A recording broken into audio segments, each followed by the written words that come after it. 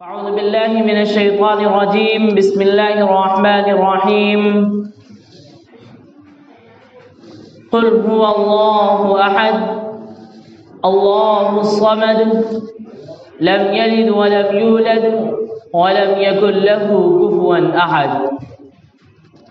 وقال النبي صلى الله عليه وسلم بني الإسلام على 5 شهادة أن لا إله إلا الله وأن محمدًا عبده ورسوله وإقام الصلاة وإيتاء الزكاة والحج من استطاع إليه سبيلا وصوم رمضان۔ میرے محترم بھائیوں اور بزرگوں، اللہ رب العزت نے ہم لوگوں کو جو ایک عظیم دولت ایمان کی دولت دی ہے،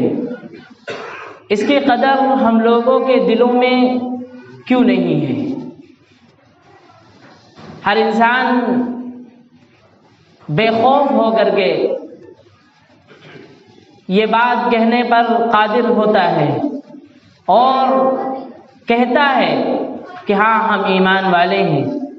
ہر شخص یہ کہتا ہے کہ ہم مسلمان ہیں، ہم ایمان والے ہیں، لیکن جب جانچا جاتا ہے، جب پرکھا جاتا ہے، جب تولا جاتا ہے تو پتہ یہ چلتا ہے کہ ہمارے اندر سے 1% بھی وہ چیزیں نہیں پائی جاتی ہیں جو حقیقی ایماندار ہونے کی گواہی دے، جو حقیقی مسلمان ہونے پر فٹ بیٹھے، جو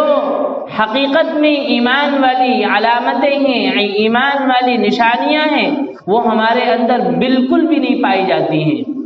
آخر اس کی کیا وجہ ہے؟ آخر اس کا ریزن کیا ہے؟ کیوں آخر ہم لوگوں کے اندر ایسا یہ جو باتیں یہ جو پائی جاتی ہیں کیوں آخر پائی جاتی ہیں کہ ماشاءاللہ ہم اگر دیکھیں تو ہر طریقے سے اگر کوئی نام کے ساتھ ہمیں پہچاننا چاہتا ہے تو ہمارے ناموں سے پہلے محمد لگا ہوا ہوتا ہے، ہمارے نام سے پہلے عبد لگا ہوتا ہے۔ عبد مانے ہوتا ہے اللہ کا بندہ، اور محمد یعنی جس کی تعریف کی گئی، اور اسی طریقے سے کسی کا نام عمر ہے، کسی کا نام عبداللہ ہے، کسی کا نام طلحہ ہے، کسی کا نام زبیر ہے، کسی کا نام سعد ہے، کسی کا نام وقاص ہے۔ اس طریقے سے ہمارے نام رکھے ہوئے ہیں، لیکن ہم نے اپنے نام تو وہ اچھے اچھے نام رکھ لیے، اور وہ نام رکھ لیے کہ جن سے مسلمانوں کی علامت ہو، مسلمانوں کی پہچان ہو، کہ جب کہیں پر لسٹ میں نام دیا جاتا ہے تو وہ پڑھنے والا پڑھ کر کے بتا دیتا ہے کہ یہ مسلمان ہے یا یہ غیر مسلم ہے۔ یہ اچھی چیز ہے، ہم نام ایسے ہی رکھیں کہ ہاں ایسے نام رکھیں، بلکہ میں تو ایک اور قدم آگے بڑھ کر کے یہ بات کہوں گا کہ آج ہم لوگوں کے اندر ایک ماڈرن چیزیں گھستی چلی جا رہی ہیں، نمودار ہوتی چلی جا رہی ہیں ہم لوگوں کے اندر، کہ انٹرنیٹ کا زمانہ ہے تو انٹرنیٹ پر نام پہلے گوگل پر سرچ کریں گے اور پھر اس کے بعد نہ جانے کیسے کیسے نام رکھ لیتے ہیں اپنے بچوں کے۔ اللہ کے رسول صلی اللہ علیہ وسلم نے فرمایا کہ بچوں پر ناموں کا اثر ہوتا ہے۔ اگر بچے کا نام اچھا رکھا گیا ہے تو اس کی زندگی میں اس کے تاثرات بھی ویسے ہی پائے جائیں گے۔ اسی لیے کہا گیا کہ اور دوسری وجہ یہ بتائی کہ کل قیامت کے دن انہی ناموں کے ساتھ تمہیں پکارا جائے گا، تمہاری عبدیت کے ساتھ، تمہاری والدیت کے ساتھ، تمہارے والد کا نام مکس کر کے ملا کر کے کل قیامت کے دن تم کو پکارا جائے گا۔ اس لیے کہا گیا کہ اپنے بچوں کا نام اور اپنا نام اچھے سے اچھا نام رکھے۔ یہ جو نام آج کل رکھے جاتے ہیں بلکہ ایسا نام رکھے کہ کہنے والے کو نیکیاں ملے، قرآن کے کوئی ایسے لفظ ہوں، قرآن کے کوئی ایسے معنی ہوں، جیسے قرآن میں طہ، تو کسی کا نام محمد طہ اگر ہے اور آپ نے کہا کہ محمد طہ اور پھر محمد کہا تو محمد میں جو 5 حروف آ گئے تو آپ کو 50 نیکیاں تو یوں ہی مل گئیں، اور پھر جب اس کے بعد آپ نے طہ کہا تو 20 نیکیاں اور مل گئیں۔ تو اس طریقے سے آپ نے صرف کسی کا نام لے لیا اور کہا کہ محمد طہ، تو پھر اس کے بعد آپ کو کتنی نیکیاں مل گئی؟ 70 نیکیاں مل گئی۔ اس طریقے سے ہم میرے محترم بھائیوں، ہم یہ کہیں گے کہ ہم اتنی نیکیاں کریں کہ جتنے گناہ نہیں کرتے ہیں، لیکن آج کل اس کے برعکس، اس کے بالکل اپوزٹ معاملہ چل رہا ہے کہ ہمارے نام ایسے ہیں کہ جو نہ ہمارے نام قرآن میں ملتے ہیں، نہ ہمارے ناموں کا جو ہے ذکر احادیث میں آیا ہے، بلکہ ہمیں اس پر ایک مہم چلانی چاہیے۔ ہم اپنے خاندان والوں کو، اپنے عزیزوں کو، اپنے رشتہ داروں کو بتائیں، جو الٹے پلٹے نام رکھتے ہیں ان کو سمجھائیں کہ ایسا نام رکھیے کہ جس کے نام سے ہمیں بھی ثواب ملے اور بچے پر بھی اس کا اثر پڑے۔ تو یہ نام جو ہوں گے یہ ایمان والے ہونے کی علامت ہوں گے کہ کسی کا نام اگر عبداللہ ہے تو دیکھیے عبداللہ کتنا اچھا نام ہے، اور پھر اس کے بعد جب کہیں لسٹ پہ نام دیا جاتا ہے تو کہا جاتا ہے کہ عبداللہ، اللہ کا بندہ۔ عبد مانے ہوتا ہے بندہ اور اللہ مانے اللہ، یعنی رحمان کا بندہ، اللہ کا بندہ، پالنہار کا بندہ۔ تو اس طریقے سے ہم اپنے بچوں کے نام رکھیں، عبد الرحمن، عبد الرؤوف، عبد المنان، عبد الحنان، عبد الستار، یہ سب اللہ کے نام ہیں۔ ان ناموں کے ساتھ ملا کر کے ہم اپنے بچوں کا نام رکھیں۔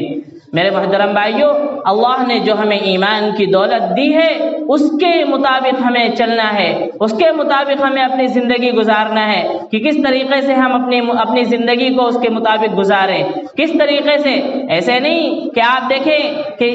اس کائنات پر آپ دیکھیں کہ اس کائنات میں رہنے والے کیسے کیسے لوگ ہیں، اس کائنات میں بسنے والے مختلف قسم کے نباتات، مختلف قسم کے چرند پرند ہیں، لیکن اللہ تبارک و تعالی نے جو قرآن مجید میں خاص طور پر یہ بات جو فرمائی کہ وما خلقت الجن والانس الا لیعبدون، کہ ہم نے انسان کو اور جنات کو محض اپنی عبادت کے لیے پیدا فرمایا، اس میں خاص طور پر جو یہ لفظ جو خصوصی طور پر جو یہ ذکر کیا گیا لفظ کہ انسان کو اور جنات کو ہم نے بھیجا ہے، کس لیے بھیجا ہے، مقصد بھی بتا دیا کہ الا لیعبدون، کہ ہم نے اپنی عبادت کے لیے بھیجا ہے۔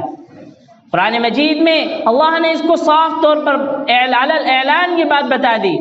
لیکن ہم جب دنیا کے اندر آئے، بلکہ ہم سے جو عہد الست لیا گیا تھا اس میں بھی ہم نے عالم ارواح میں یہ کہہ دیا تھا کہ جب اللہ تبارک و تعالیٰ نے ہم سے عہد الست لیا تھا، کہا تھا الست بربکم، کیا میں تمہارا رب نہیں ہوں؟ تو ہم سب نے ایک ہی بلند آواز میں ایک مرتبہ میں ہم نے سب کہا تھا قالوا بلا، قالوا بلا، کیوں نہیں، آپ ہی ہمارے رب ہیں، کیوں نہیں، آپ ہی ہمارے رب ہیں۔ لیکن اس دنیا کے اندر ہم آ کر کے اس دنیا کی چمک دمک کو دیکھ کر کے، اس دنیا کی رنگینیوں کو دیکھ کر کے، اس دنیا کی روشنائی کو دیکھ کر کے ہم اپنے اللہ کو بھول گئے، ہم اپنے پالنے والے اللہ کو، اپنے حقیقی رب کو بھول گئے۔ حالانکہ ایسا نہیں ہونا ہے، ہونا تو یہ چاہیے تھا کہ ہم ہر قدم پر اپنے اللہ کو یاد کریں، ہر لحظہ ہر لمحہ ہم اپنے اللہ کو یاد کریں کہ ہاں اگر ہم اٹھ رہے ہوں تب بھی اللہ کا ذکر کر رہے ہوں، اگر ہم بیٹھ رہے ہوں تب بھی اللہ کا ذکر کر رہے ہوں، اگر ہم کھانا کھا رہے ہوں تب بھی اللہ کا ذکر کر رہے ہوں۔ یہاں تک کہ بتایا یہ کہ ہماری 24 گھنٹے کی زندگی ایسی ہو جائے کہ جس میں ہم اللہ رب العزت کے خاص طور پر خصوصیت کے ساتھ بندے اور خصوصی بندے بن جائیں۔ کہ کیسے بندے؟ کہ جس کے بارے میں یہ بتایا گیا کہ ایسے بندے، کہ جس کے بارے میں بتایا کہ ایسے بندے ہم بن جائیں کہ اللہ تبارک و تعالیٰ خود کہے کہ ہاں یہ میرا حقیقی بندہ ہے، یہ میرا حقیقی بندہ ہے۔ جیسے صحابہ اکرام رضوان اللہ تعالی عنہم اجمعین کے بارے میں بتایا کہ اللہ تبارک و تعالیٰ نے کہ میں ان سے راضی ہو گیا اور یہ مجھ سے راضی ہیں۔ تو میرے محترم بھائیوں، جو ہم نے یہ قرآن مجید کی جو یہ آیت پڑھی کہ قل هو اللہ احد، کہہ دیجئے، آپ صلی اللہ علیہ وسلم کو مخاطب کر کے یہ بات کہی جا رہی ہے، اے نبی آپ کہہ دیجئے کہ اللہ صرف اور صرف ایک ہے، اللہ ایک ہے، اس کے علاوہ کوئی معبود نہیں۔ اس کے علاوہ کوئی عبادت کے لائق نہیں، اس کے علاوہ کوئی سجدہ، کسی کے آگے سجدہ جھکانے کی ضرورت نہیں ہے۔ اگر سجدہ جھکے گا، پیشانی جھکے گی تو صرف اللہ کے آگے جھکے گی۔ اگر حاجت روائی کسی سے کرنی ہے تو صرف ایک اللہ سے کرنی ہے۔ دوسری چیز جو یہ بتائی کہ اللہ الصمد، اللہ ہر چیز سے بے نیاز ہے۔ اللہ کو کسی کی ضرورت نہیں ہے، ہمیں اللہ کی ضرورت ہے۔ ہم اللہ کے بغیر کچھ نہیں کر سکتے ہیں، اللہ ہمارے بغیر سب کچھ کرنے پر قادر ہے۔ اگر ہم ہوں گے تب بھی یہ چاند نکلے گا، ہم نہیں ہوں گے تب بھی یہ سورج نکلے گا، ہم نہیں ہوں گے تب بھی روشنائی ہوگی، رات ہوگا، دن ہوگا، بارش ہوگی۔ اسی طریقے سے جو یہ دنیا کا نظام جو چل رہا ہے یہ ہمیشہ اسی طریقے سے چلتا رہے گا۔ ہم ہوں نہ ہوں، ہمارے ہونے نہ ہونے سے کوئی اللہ پر فرق نہیں پڑتا ہے، لیکن اگر ہم بھول گئے اور اللہ کو بھول کر کے ہم نے زندگی گزاری تو ہماری زندگی گزارنے کا طریقہ جانوروں سے بھی بدتر ہو جائے گا۔ کہ جانور کا کیا کام ہے، کہ صرف جانور کا یہ کام ہے کہ جانور جاتا ہے، بلکہ فرمایا کہ جانور بھی اپنے رب کو، اپنے پالنے والے کی اطاعت کرتا ہے، اپنے رب کی، اپنے پالنے والے کی عبادت کرتا ہے، وہ بھی اپنے رب کی تسبیح کرتا ہے۔ کیا ہم ان جانوروں سے بھی زیادہ گئے گزرے ہیں؟ نہیں میرے محترم بھائیوں، ہم انسان ہیں، اللہ نے ہمیں اشرف المخلوقات بنایا ہے۔ مخلوقات میں سب سے افضل مخلوق جو ہے ہم کو وہ بنایا ہے کہ ہم کو فرمایا کہ تم اشرف المخلوق ہو۔ سب سے زیادہ بڑی اور سب سے زیادہ عظمت والی مخلوق جو ہے وہ انسان ہے، کہ اللہ نے اس کے ساتھ ساری چیزیں لگا دی کہ انسان اس دنیا کے اندر رہے گا تو اس کو شادی بھی کرنا ہے، اس کو بیاہ بھی کرنا ہے، اور اس کو اس کے ساتھ ساتھ اپنے خاندان کو بھی دیکھنا ہے، اپنے پریوار کو بھی دیکھنا ہے، اور اس کے ساتھ ساتھ اپنے رب کی عبادت بھی کرنا ہے۔ ایسا مشغلہ کسی کو اللہ نے نہیں دیا، کسی کو بھی نہیں دیا، یہاں تک کہ فرشتوں کو پیدا فرمایا تو صرف اپنی عبادت کے لیے، اور جانوروں کو پیدا کیا وہ ان کے اندر سے اللہ نے گویائی کو سلب کر لیا۔ جانور بول نہیں سکتا ہے، بن بول کا جانور، تو اسی طریقے سے اسی لیے کہا گیا کہ یہ بن بول کا جانور ہے، لیکن پھر بھی وہ اللہ کا ذکر کرتا ہے، اللہ کی تسبیح کرتا ہے۔ علماء نے لکھا ہے کہ ایسی تسبیح کرتا ہے کہ طوطے کے بارے میں اور دیگر جو چرند ہیں، جو پرندے ہیں، ان کے بارے میں آتا ہے۔ تو میرے محترم بھائیوں، ہمیں بھی یہ چاہیے کہ ہم اپنے پالنے والے کو پہچانیں، اپنے پالنے والے کی عبادت کریں، اپنے پالنے والے کا حکم مان کر کے اس دنیا سے زندگی گزار کر کے جب جائیں گے تو ہم سے ہماری دنیا بھی چمکے گی اور آخرت بھی چمکے گی۔ ہم اس طریقے سے جب زندگی گزار کر کے جائیں گے تو ہمیں ہمارے مرنے کے بعد یہ نہیں کہا جائے گا کہ یہ فلاں شخص بہت ہی برا تھا، بلکہ یہ کہا جائے گا کہ ہاں، جب اللہ تبارک و تعالی جب فرشتوں کے اندر ایسے شخص کا ذکر فرماتے ہیں تو دنیا والے بھی ایسے شخص کا ذکر کریں گے کہ ہاں واقعتاً وہ انسان اچھا تھا۔ آج ہمارے پاس ساری چیزیں ہیں، لیکن اگر ہم کسی چیز سے مار کھائے ہیں تو وہ ہے اخلاق۔ ہمیں اپنے اخلاقوں کو درست کرنے کی ضرورت ہے کہ ہم اپنے اخلاق کو درست کریں، ہر چھوٹے بڑے سے سلام کریں، چاہے پہچانتے ہوں چاہے نہ پہچانتے ہوں، ہر ایک سے سلام کرنے کا رواج بنائے۔ فرمایا کہ جب کوئی انسان اپنے گھر والوں کو سلام کرتا ہے یا جانے والا اپنے گھر والوں پر سلام کر کے جاتا ہے، اور گھر والے اپنے بچے، اپنے باپ کو، اپنے بھائی کو، اپنی ماں کو اور اب دیگر لوگوں کو جو سلام کرتے ہیں، تو جو یہ سلام کے جو لفظ ہماری زبان سے نکلتے ہیں کہ السلام علیکم ورحمۃ اللہ وبرکاتہ،